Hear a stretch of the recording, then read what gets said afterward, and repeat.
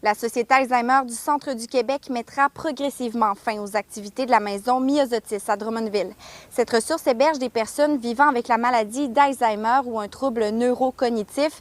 Les 12 résidents hébergés ici devront donc être relocalisés dans un nouveau milieu de vie. C'est important de savoir que c'est une décision difficile, mais qui a été réfléchie. Ça fait 3 ans que le conseil d'administration travaille à différentes étapes là, pour faire des analyses financières, visiter des milieux. Tout est parti un petit peu d'une analyse du bâtiment qui a démontré qu'il y avait des enjeux, des besoins de rénovation importants. Quand on se met à faire de la rénovation dans un bâtiment vieux, bien là, il y a des mises aux normes. Et tout en gardant les résidents sur place, c'était quasi impossible. Donc, on a exploré des possibilités de relocalisation. Il y a des analyses financières qui ont été faites. On vit également des enjeux de ressources humaines comme beaucoup de secteurs d'activité. L'organisme concentrera ses efforts là où les besoins sont les plus grands, notamment en matière de soutien et d'accompagnement à domicile, des services qui rejoignent chaque année dans la région plus de 1500 personnes. Les besoins ne font qu'augmenter. Juste l'an dernier, au niveau de l'intervention psychosociale, c'est 37 d'augmentation qu'on a constaté. On offre du répit à domicile à près de 180 familles pour à peu près 22 000 heures au centre du Québec. Notre objectif, c'est d'essayer de s'adapter le plus possible à l'évolution des besoins. Moi, c'est un grand deuil de voir que la maison Myosotis va fermer. C'est pas encourageant pour les personnes qui vivent avec la maladie et leurs familles.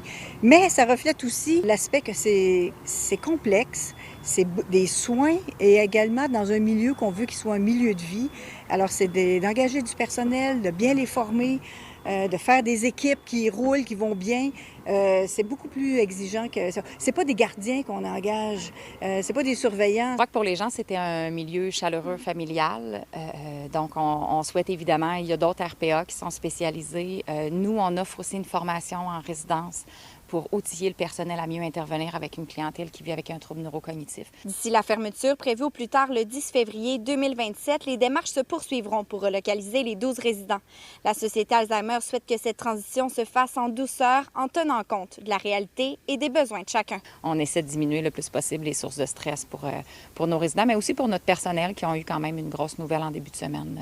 Donc, on va vraiment s'assurer de la relocalisation des 12 personnes selon leur profil et leur niveau de besoin. C'est sûr qu'un déménagement, ça demande beaucoup de capacité d'adaptation, ce que les personnes ont moins avec la maladie.